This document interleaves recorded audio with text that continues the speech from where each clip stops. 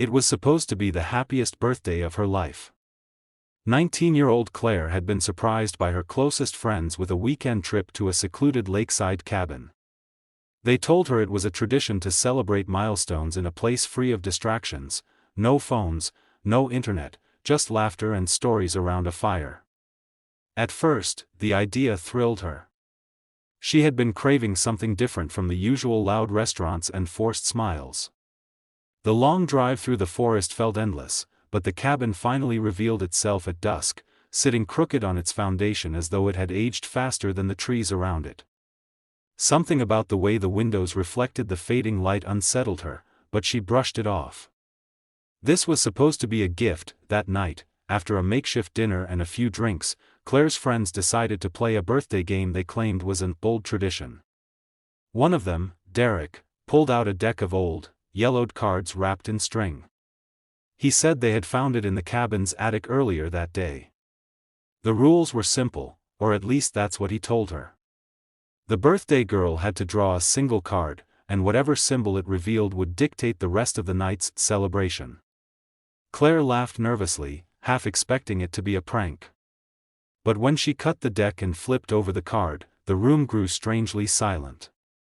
It wasn't hearts, clubs, spades, or diamonds. It was a crude drawing of a faceless figure, arms outstretched, inked in lines that looked more scratched than printed. The silence that followed gnawed at her. Her friends laughed awkwardly, trying to shrug it off as some weird joke, but none of them admitted to drawing that card themselves beforehand. "It just means you're the chosen one tonight," Derek said, forcing a grin. They lit candles and dimmed the lantern, saying the card meant Claire had to make a wish at midnight while holding it. But the longer she stared at the faceless figure, the more it felt like the paper itself was watching her. She excused herself, claiming she needed some air. Stepping onto the cabin's creaking porch, she was met with the kind of silence only deep woods could create. No wind. No animals. Just stillness. Then she heard it, light footsteps crunching on dead leaves just beyond the tree-line. She froze, her breath shallow, eyes locked on the dark edge of the forest. For a second, she thought it was one of her friends trying to scare her. But the sound didn't stop when she whispered for them to quit. Instead, it circled the cabin, slow and deliberate, as if pacing her in the dark. When she rushed back inside, the others were still around the table, laughing, sipping from their cups. None of them had left. That was the moment a cold weight settled in her chest. Whoever, or whatever, was outside had nothing to do with her friends. Claire tried to tell them what she'd heard, but they brushed it off as nerves, too much to drink, or maybe a deer. Yet when midnight came and they pushed the card back into her hands, her stomach dropped. The candle flames quivered as she whispered her wish, but the words didn't feel like hers. They slipped from her lips like someone else was speaking through her. Her wish was not for happiness, not for love, not even for luck. It was something darker, a plea that she didn't understand until she saw her friends' faces shift from confusion to alarm.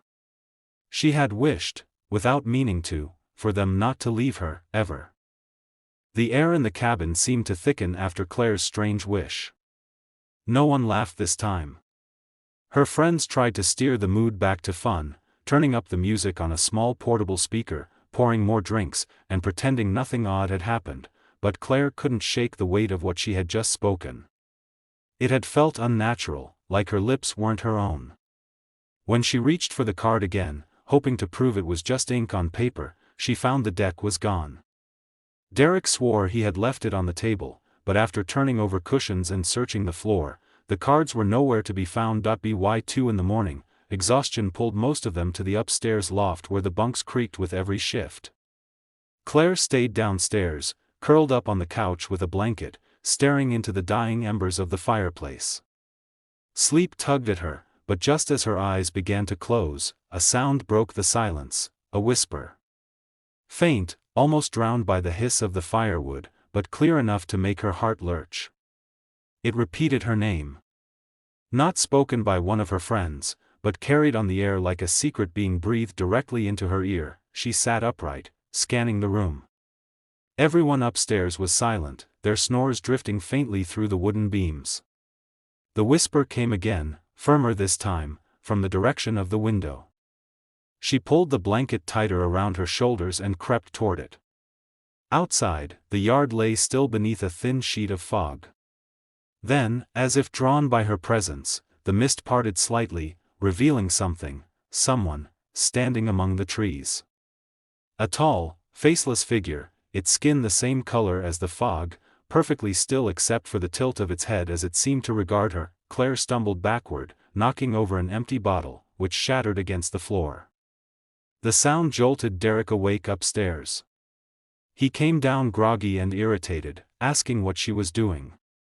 When she pointed to the window, the fog had thickened again, erasing all trace of the figure. Derek chuckled nervously, calling her jumpy, but when he glanced at the broken glass, his face stiffened. On one of the shards, smeared faintly, was a black smudge. Not dirt, not soot, something more like ash or dried ink. He brushed it with his thumb, but the stain clung stubbornly to his skin, as though it had seeped into the glass itself. They cleaned it up quickly, trying not to wake the others. But when Derek turned to toss the pieces into the trash, he stopped dead. Lying on top of the bin, as though deliberately placed, was the missing card. The faceless figure stared up at them, arms stretched wider than before, its ink lines darker, fresher, as if it had been redrawn in the time they weren't looking. Derek cursed under his breath.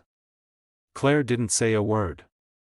She could only think of the whispered voice repeating her name, and how it had felt less like a warning and more like a claim. The next morning, Jared woke with a hollow feeling in his stomach. He tried to dismiss last night's discovery as a prank, but the folded note in his backpack said otherwise. He hadn't told his parents, partly out of embarrassment and partly because he feared they'd forbid him from visiting the treehouse altogether. After breakfast, he found himself wandering toward the yard as though pulled by something unseen. The treehouse looked ordinary in daylight, bathed in golden sun, its wood warm and safe. But the memory of the strange handwriting haunted him with every step up the ladder. Inside, nothing seemed out of place at first. Dust motes floated lazily in the air, disturbed by his entry.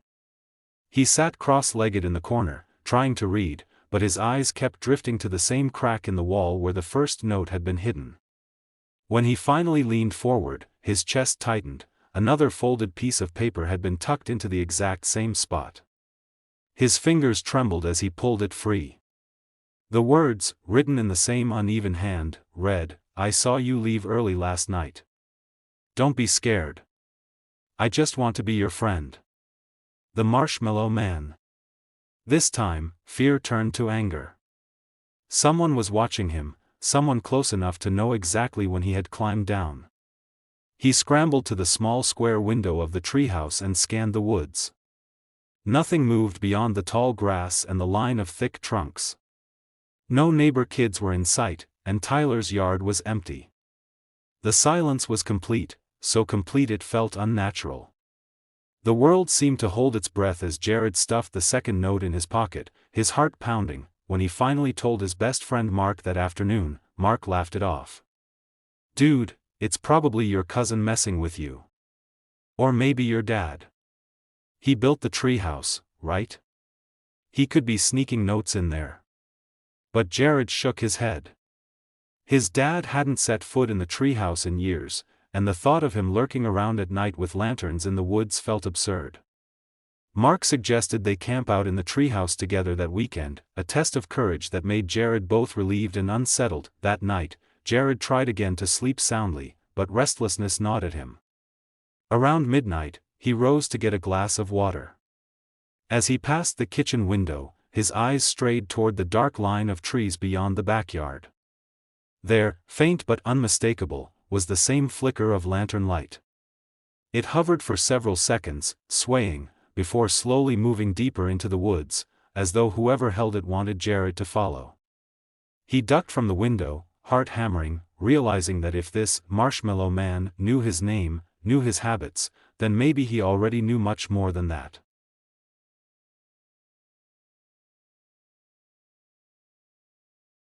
The group tried to shake it off. They stuffed the card back into the deck and shoved it into a drawer in the kitchen, determined to move on. But the words, one by one, clung to their thoughts like burrs. By nightfall, laughter had turned hollow.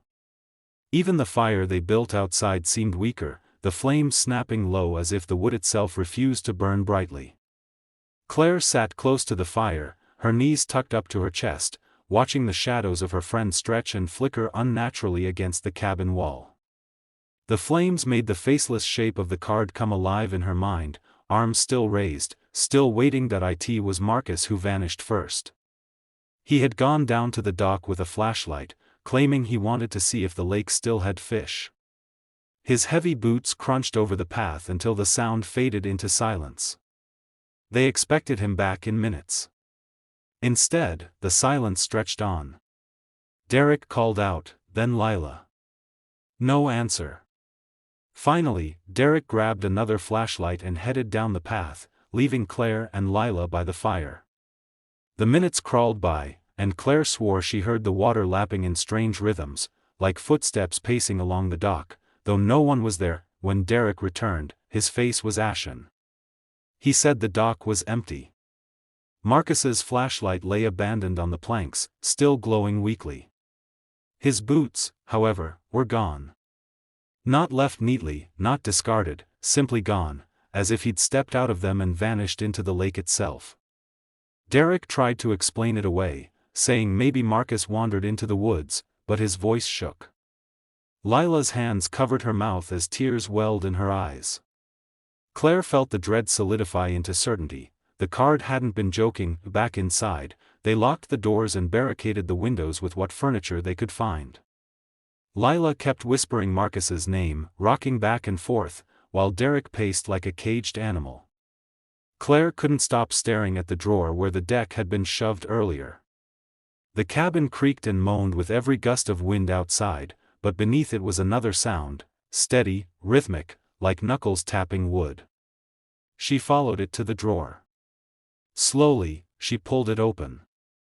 The deck sat neatly in the center, the top card waiting, her breath caught in her throat. The faceless figure's arms had lowered slightly, its stance different from before. The words beneath it had changed too. They now read, "One is gone." The cabin felt smaller after Marcus vanished. Every creak in the floorboard sounded like footsteps, every gust of wind against the siding like fingernails dragging across wood. Derek slammed the drawer shut after Claire revealed the card's new message, his face pale with a fear he tried to mask as anger. "We're not playing this game anymore," he said sharply. But his words rang hollow. The game was already playing them. Lila refused to leave the couch. She sat hugging her knees, her eyes darting to every shadow. At times she seemed on the verge of speaking, then stopped, biting her lip as though afraid of her own thoughts. Claire noticed her friend's skin looked almost gray in the candlelight, as if the color was draining from her. She tried to comfort her, but Lila flinched at the touch, whispering, "Don't let it call me. Don't let it say my name." Claire froze, realizing Lila knew something she hadn't shared. Meanwhile, Derek became restless. He checked the windows repeatedly, pacing from room to room with the flashlight beam cutting through the dust. He muttered under his breath, cursing the woods, cursing Marcus, cursing himself for ever suggesting this place. Claire watched him from across the room, unsettled by how quickly he was unraveling. His bravado was cracking, leaving behind raw panic. Every time the wind shifted, he jerked toward the door as if he expected someone, or something, to come crashing through. When the clock struck midnight, the atmosphere thickened again. The fire in the hearth sputtered, nearly extinguishing, though the logs were still glowing red. Then came the tapping sound. This time it wasn't the drawer. It was the walls. A slow, steady rhythm, circling the cabin as if invisible hands were knocking from outside. Derek aimed his flashlight out the nearest window, but the beam only caught swirling fog pressing against the glass, thick and heavy like a living thing. Lila covered her ears, sobbing softly. Claire's gaze was drawn once more to the drawer. She didn't want to open it, but something in her gut told her she had no choice. Her hands shook as she pulled it out again. The deck was waiting. She lifted the top card slowly, her stomach sinking as she saw the faceless figure again, this time with one arm raised and the other pointing outward. New words were etched below in jagged black script: choose. The word burned in Claire's mind: choose. She stared at the card, her pulse thundering in her ears. Lila shook her head violently, mumbling over and over, "Don't let it call me." Derek snatched the card from Claire's hands, his jaw clenched so tightly the veins in his neck bulged. "This is sick," he spat. "It's just a stupid card. None of this is real." But even as he said it, his eyes darted toward the windows, where the fog pressed heavier, almost swelling against the glass as though listening. Claire forced herself to speak. "What if it's not about us choosing a card?" she whispered. "What if it's about choosing one of us?" The words left a bitter taste on her tongue. Lila whimpered, pulling the blanket tighter around herself. Derek exploded, shouting that no one was going to choose anything, that they just needed to wait until morning and get the hell out. But Claire knew, deep in her chest, that morning wouldn't save them. The thing outside wasn't bound by daylight. It was bound by the game. The knocking started again. This time louder, sharper. 3 knocks at the door. Then silence. A pause. 3 more at the back wall. Then at the window. Moving faster, circling them. The sound wasn't random anymore, it was deliberate, demanding. Lila screamed and buried her face, and the candles flickered violently, one by one snuffing out until only the fire remained, its light weak and trembling. The knocks ceased. A hush fell so heavy it hurt Claire's ears, then came the whisper. Clearer than before, almost inside the cabin. A single word that slithered through the air: choose. Derek's face twisted. He grabbed the drawer, yanked out the whole deck, and hurled it into the fireplace. The flames roared violently, shooting sparks into the air as the cards caught. For a brief moment, Claire thought it was over.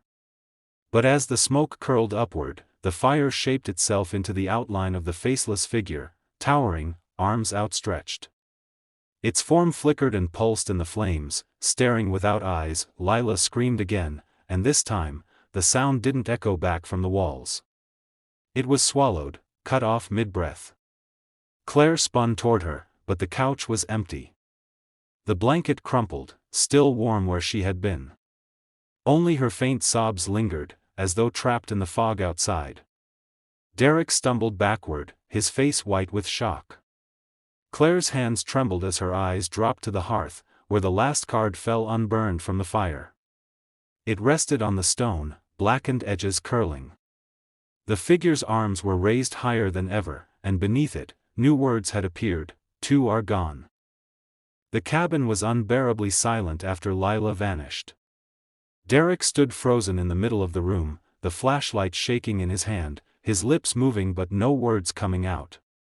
Claire couldn't bring herself to look at the couch. It was easier to pretend her friend had just gone upstairs, or slipped outside for air.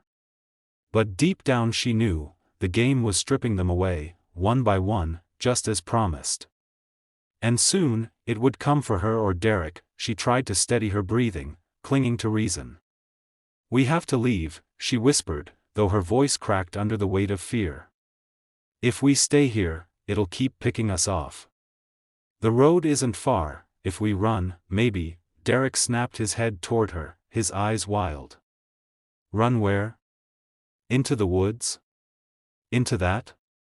He jabbed the flashlight beam toward the fog pressing against the windows. The white haze swirled unnaturally, like water disturbed by something moving beneath it. For a moment, Claire swore she saw a tall shadow pacing along the edge of the glass, keeping time with their conversation. The fire popped, making them both jump. Derek cursed under his breath and kicked over a chair. His bravado was gone, what replaced it was raw, animal panic. "This is your fault," he hissed suddenly. Claire blinked, stunned. "What?" He pointed a trembling finger at her. "You drew the card. You made that wish. You started this. His voice cracked, but the venom in it was real. Claire's stomach turned cold. He wasn't entirely wrong, but hearing the accusation spoken aloud made her chest tighten with guilt. They argued in whispers, both too afraid to raise their voices, as though the figure outside might hear. Derek's paranoia deepened by the minute. He wouldn't take his eyes off her, circling the room like she was as much a threat as whatever waited outside. Claire backed away toward the hearth, clutching the poker for comfort more than defense. The flames cast their distorted shadows on the wall, and she realized with a sick twist in her gut that their shadows weren't aligned. Hers bent wrong, too long and too thin, stretching toward the window like a leash pulling her away. Then, the tapping began again. Not outside this time. Inside. A soft, deliberate knock against the wooden floor beneath their feet. Once. Twice. 3 times. Derek and Claire froze. Slowly, both looked down at the hearth. The unburned card still lay there, its image blacker than before. As they stared, the words beneath the faceless figure shifted like wet ink, curling into a new command: one remains. Derek's breathing turned ragged after the words on the card shifted. His eyes darted wildly from the hearth to Claire, then to the fog pressing against the window. The beam of his flashlight flickered across the walls, but each time it landed, Claire noticed something wrong. Their shadows didn't match their movements. Derek lifted his arm, but the shadow lagged, twitching as though another presence was pulling the strings. He saw it too, and that was the moment his fear snapped into something more violent. "I won't be the last one," he muttered, his voice low and cracked. He started pacing faster, gripping the flashlight like a weapon, muttering half-formed thoughts under his breath. Claire tried to calm him, stepping forward cautiously. "We have to stick together, Derek. That's the only way we..." He spun on her, eyes bloodshot, flashlight beam blinding her for a moment. "No. That thing wants one. It's not going to be me." His words made Claire's stomach drop. In the dim glow of the fire, she realized he was no longer thinking of her as an ally, but as a rival. The knocking returned, louder now, rattling the cabin walls as if dozens of fists were pounding from every direction. The deck in the drawer began to shuffle on its own, cards flipping and slapping against each other in sharp, mechanical bursts. Derek backed away from it, clutching his ears. "Stop it! Stop!" he screamed, but the sound only grew louder, until Claire could barely hear her own heartbeat. She reached for him, desperate to pull him back from the edge, but he shoved her so hard she stumbled into the wall. The flashlight clattered from his hand and rolled across the floor, its beam spinning wildly. Derek staggered toward the door, unbarring the locks, his chest heaving. "It wants one. Then take her," he shouted hoarsely, yanking the door open to the suffocating fog. Cold air rushed in, extinguishing the fire in a single breath. The cabin plunged into near darkness, the only light from the erratic flashlight beam. Claire screamed his name, but Derek didn't look back. He stumbled into the mist, vanishing in 3 steps as though swallowed whole. The silence that followed was unbearable. The knocking stopped. The deck stilled. For a moment, Claire thought she was alone in the dark, trembling on the wooden floor. Then her eyes caught movement by the hearth. The card remained, blackened and curling, but the words had changed again. Now they read, "You remain." The silence inside the cabin was absolute, broken only by the sound of Claire's shallow breathing. The door swung open on its hinges, letting the fog curl into the room in long, searching tendrils. Derek's final words echoed in her head, bitter and sharp, "Then take her." She pressed her back against the wall, clutching the fireplace poker to her chest, her knuckles white with tension. Everyone else was gone. The game had whittled them down exactly as promised. Now, it was her turn. The flashlight rolled to a stop, its beam landing on the hearth where the last card waited. Claire's eyes locked on the figure. It had changed again. The faceless form was now drawn towering over a small silhouette that could only be her, its arms stretched wide like a predator looming over its prey. No words appeared beneath it this time, only a jagged, empty line, as if waiting for something to be written. Her name. A faint scratching noise filled the cabin. At first, she thought it was mice in the walls, but then she realized the sound was coming from the floorboards themselves. Something invisible was dragging a nail or claw across the wood, slowly spelling letters. She forced herself to look. The lines came together in rough strokes until a single word formed at her feet: Claire. Her blood turned to ice. The scratching stopped. The fog at the doorway thickened, and through it, a shadow began to take shape. The figure stepped closer, its form emerging with unbearable slowness. It was tall, impossibly tall, its head brushing the cabin ceiling. Its faceless visage tilted downward toward her, featureless yet filled with intent. Every candle that had been extinguished earlier flickered back to life at once, casting the room in a sickly yellow glow. Claire's shadow stretched unnaturally long across the floor, bending toward the figure as though eager to merge with it. She gripped the poker tighter, heart pounding. "You can't have me," she whispered, her voice trembling. But the figure only raised one arm, mirroring the gesture from the card, and the air thickened until her lungs burned. Her body trembled, her thoughts splintering into panic. She realized, with gut-wrenching certainty, that she hadn't been a player in this game at all. She had always been the prize. The faceless figure loomed closer, its presence suffocating. Claire's hands shook so violently she could barely hold the fireplace poker. She swung it desperately, the metal cutting through fog but striking nothing solid.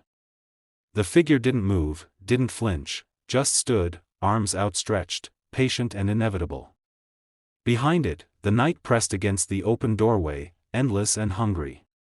The game had been building to this from the moment she drew the first card, and now the final move belonged to her. The card on the hearth burst into flame. Its jagged line filled in with fire, curling into letters that formed a sentence: "Make your wish." Claire's throat constricted. She remembered the first time, the word she hadn't meant to say, the wish that had slipped from her lips. "Don't leave me. Ever." And now, with everyone gone, she understood the cruel trap. The game hadn't taken her friends from her, her own wish had bound them to something that would never let them go. Tears streaked down her face as she backed into the corner. "I didn't mean it," she whispered. "Please, I didn't mean it."